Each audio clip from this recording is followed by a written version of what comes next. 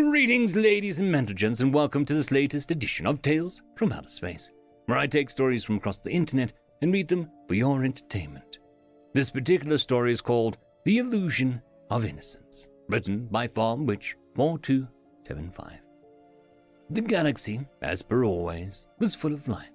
Thousands of empires, races, species, and kinds inhabited the known universe. Thousands of wars, conflicts, and disputes carried out daily in the known galaxy. New species encountered, and depending on who encountered them first, they were uplifted, enslaved, attacked, or exterminated. The Telixi hunted sentients for sport. The Galox used some sentients for food source. The Yamakai preferred using sentients for slave labor, while the Rongata preferred taking sentients into their god and bringing them to heal through faith. The Olivatum preferred just wiping others out, preferring to not have to deal with that nonsense. This was the way life had happened for millennia, before or since, until they came. The Tanaris Imperium were the first to find them. We still remember the audio logs as they detected another race to subjugate. The sheer innocence of their voices, believing that they had found another weakling to subjugate, as is galactic law. First come, first served. A fleet of 2,000 warships prepared to enter the star system bordering human space. 2,000 of the Tanaris Imperium's best ships. The plan was simple.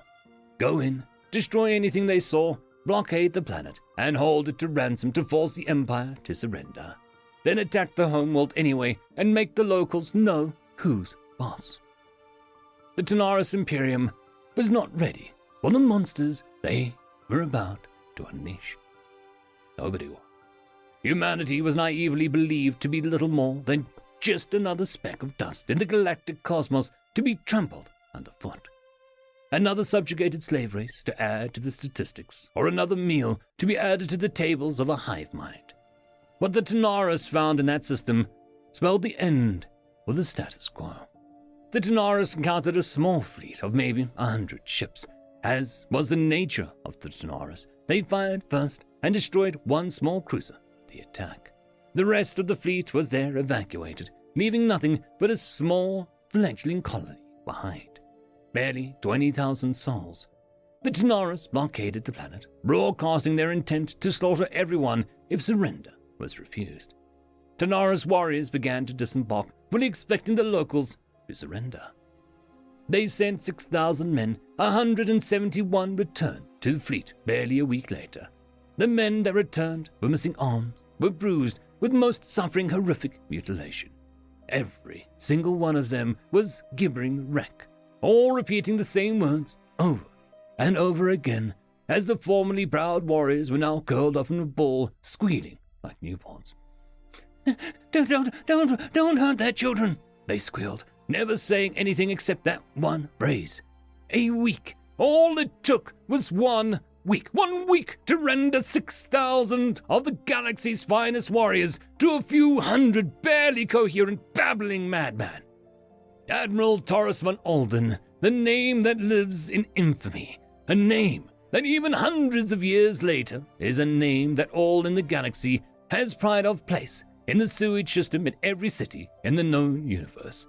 A name that is more hated than any other name in recorded history to all but humanity. As the human phrase goes, he cast the first stone and sent the humans a message. Humanity, hear me. We are tired of your defiance. We hold this colony as our right in the universe.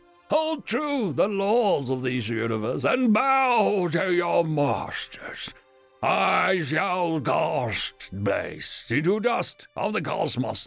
Do not tempt my hand, future slaves. I shall have my rightful ownership of your pathetic people, and I shall execute 100 of your people every standard week until I hear your surrender. I shall start with your precious children. We do not know if it was hubris or naivety. But those simple words open the gates of hell. A kind of hell that would scare even demons or eldritch monsters. An hour after this message was broadcast, the human warship fleet trickled into the system. The Admiral smiled, thinking now was his time to shine in glorious combat against the cowardly species. The smile was instantly wiped off his face as the first Titan-class warship entered the system.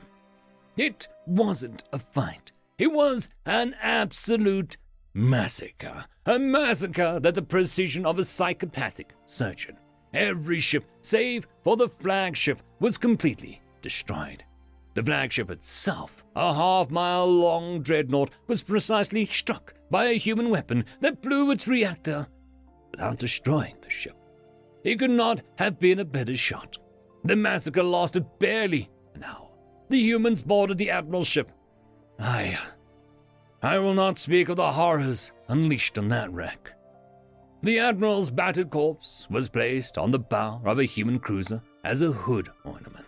Captured flight logs from the Tanaris ships were used to gain access to the network.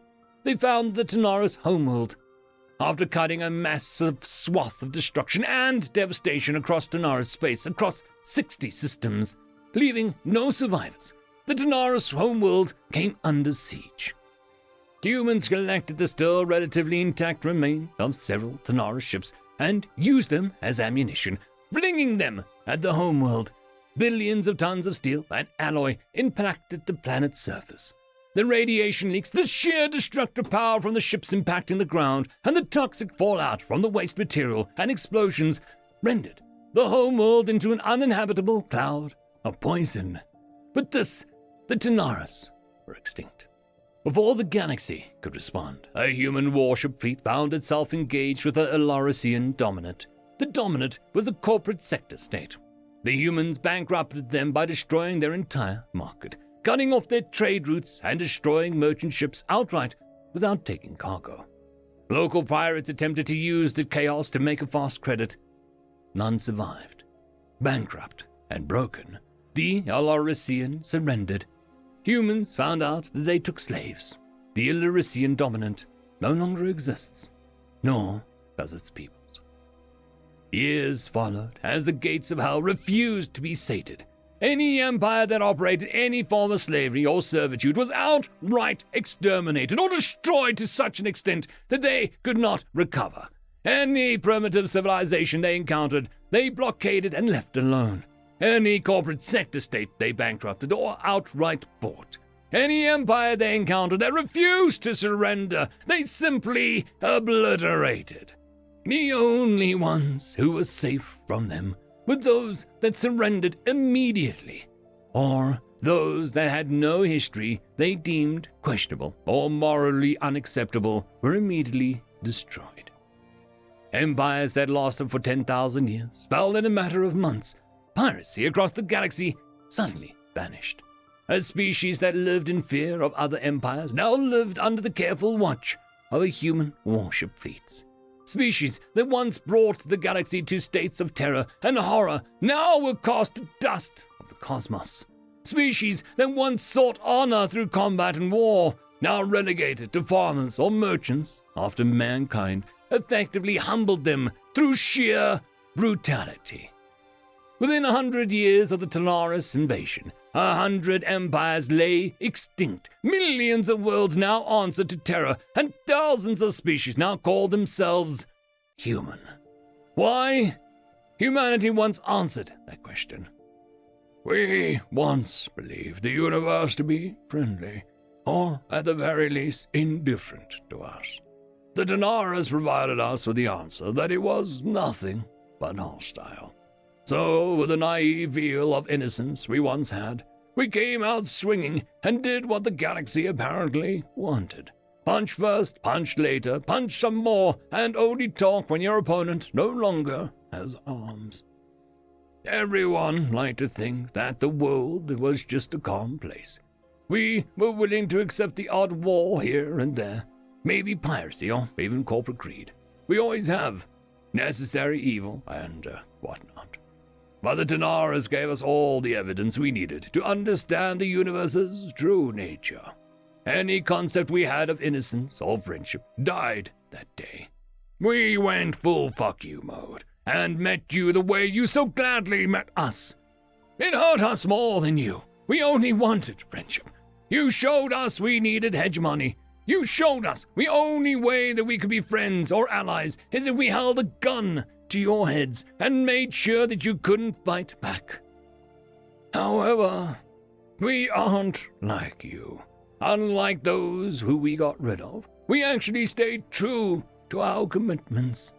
Welcome to the Galactic Golden Age, whether you like it or not. The truth of the whole matter is that the galaxy believed that we were children in a playground, with bullies and monsters to battle and fight. What essentially happened was we accidentally knocked on the Elders' door and thought that they wouldn't punish us. The Elders were just as innocent and naive as we were, until we provoked them. End of story.